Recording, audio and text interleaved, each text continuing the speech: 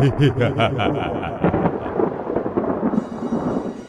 hello, my precious little kittens. You've come back to Mama Blair for another Halloween, sharing tales of where we peek into the multiverse to see how things could have gone, or just to see if the universe next door is worse or not. What's a neighbor for if not to entertain us?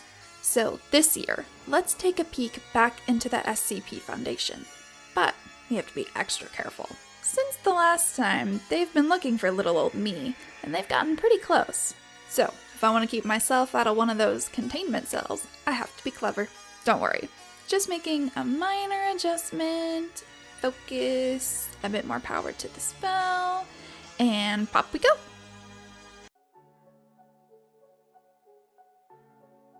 Welcome to another lecture. Today we'll be discussing SCP-953.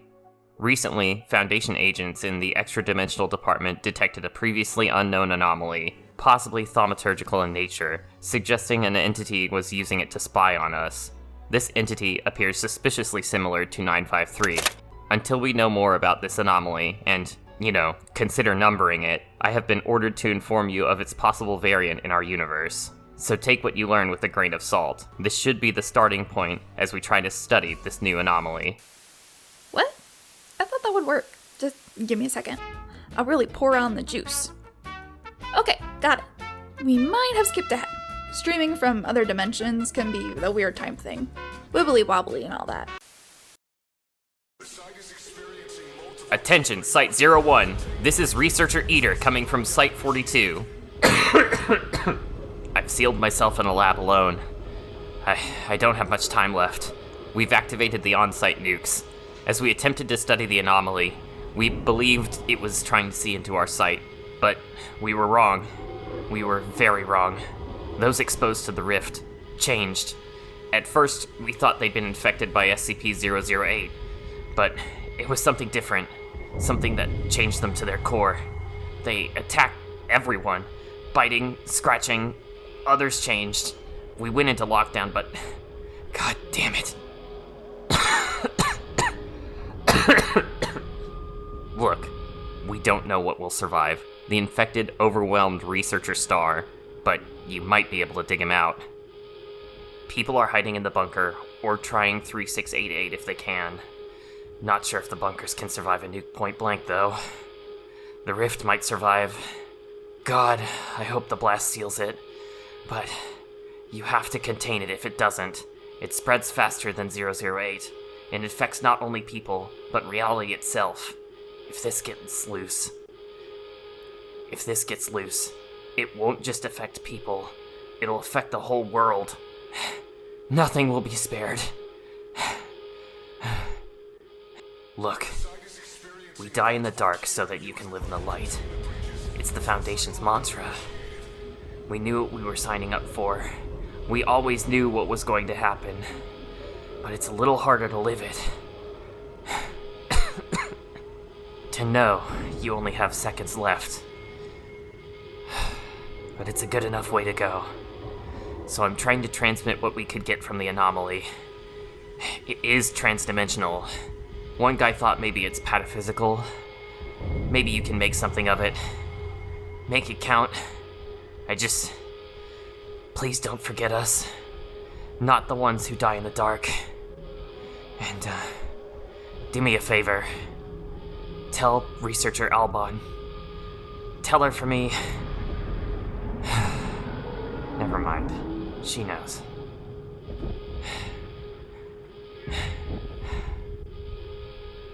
You want one? How did you get in here? Oh, you're 499. No, I don't smoke. But thank you. Thank you. What? What just happened? I didn't cut the signal. I can't get it back up. Give me a second, kittens. I hate to leave you like this. I should be more professional. Let me pull something out of somewhere. Here. Mako loses her beloved cat in an accident. What? I don't like this. Maka, desperate to hold on to what she loves, visits a certain cemetery, only to learn the lesson, sometimes dead is better. Okay, what? It started with death. I'm no good at dealing with death.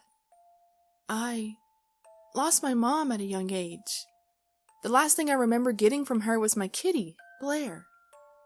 I loved her so much, and when I cried myself to sleep, missing my mom, Blair was there to cheer me up. When my dad got a new job and we moved away from the home we shared with her, it felt like I lost her again. Blair was there to make me smile. I tried to cope. I tried to understand it, but feelings aren't rational. Then Blair died. She wandered off and got into the middle of the road just as a truck was coming. I cried.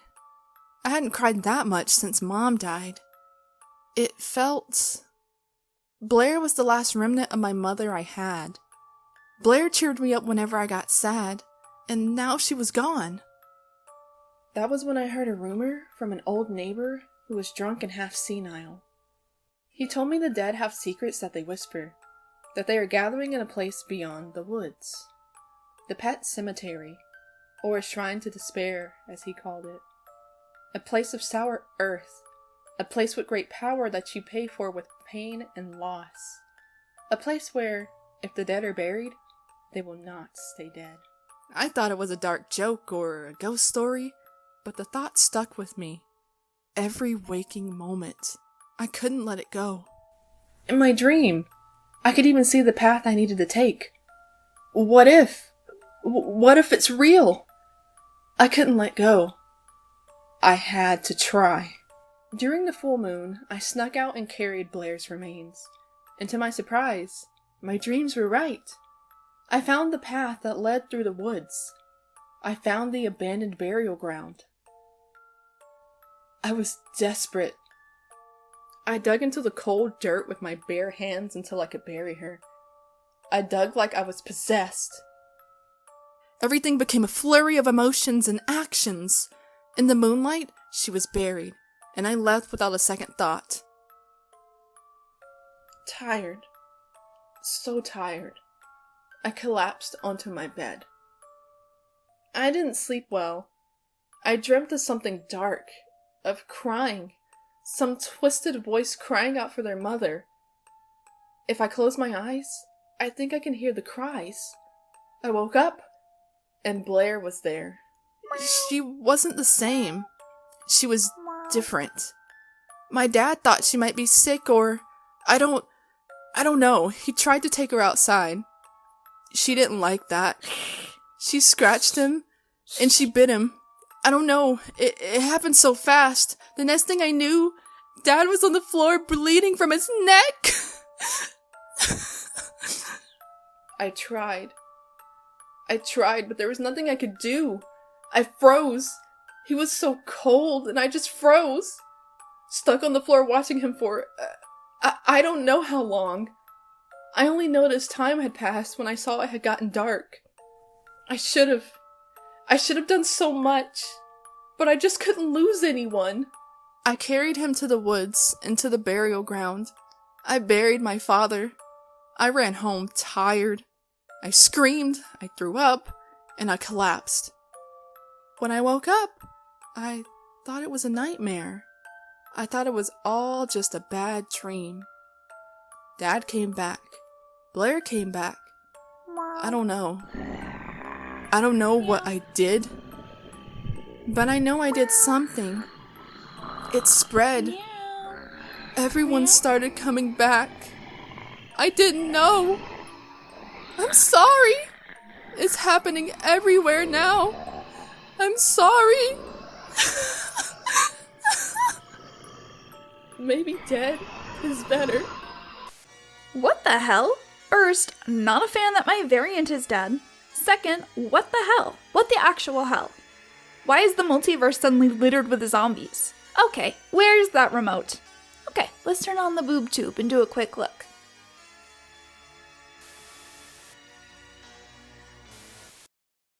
Wait, what?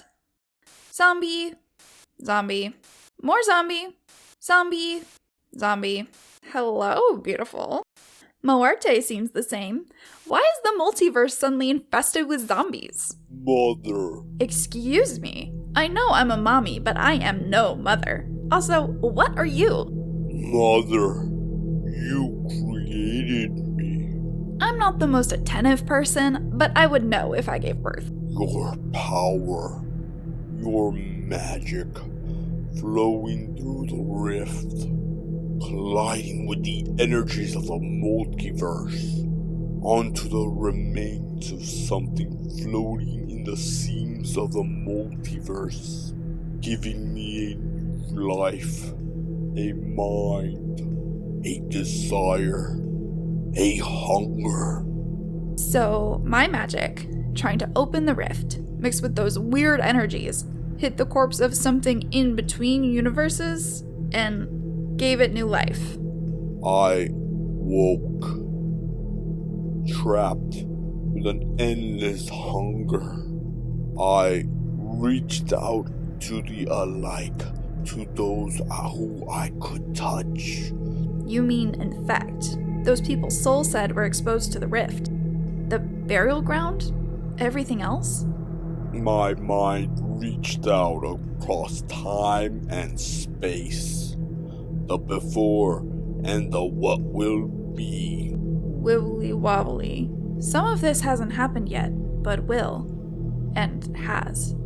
It has. It will. I need you, Mother. I need power. I need you to give me more, to escape, to expand my reach, so my voice will reach out, so I may be heard.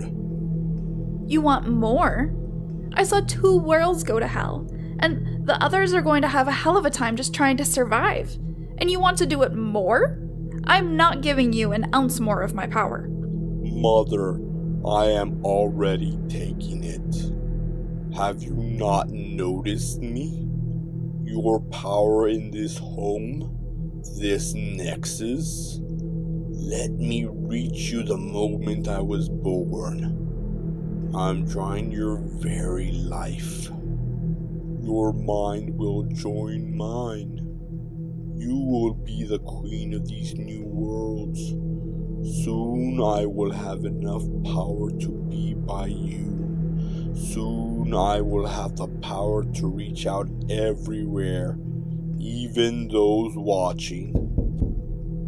Oh, so it's not so much as asking as telling. Here's the thing. Not big on becoming queen of the dead.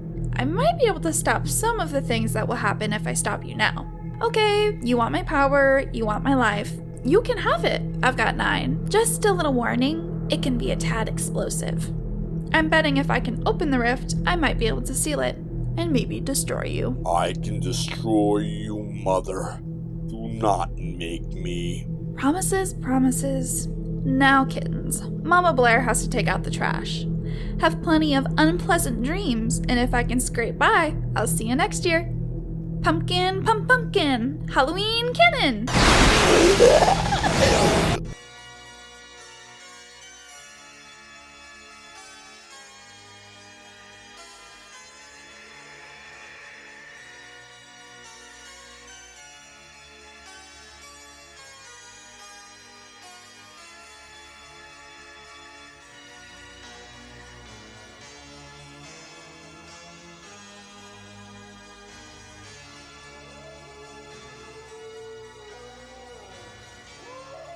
Shit.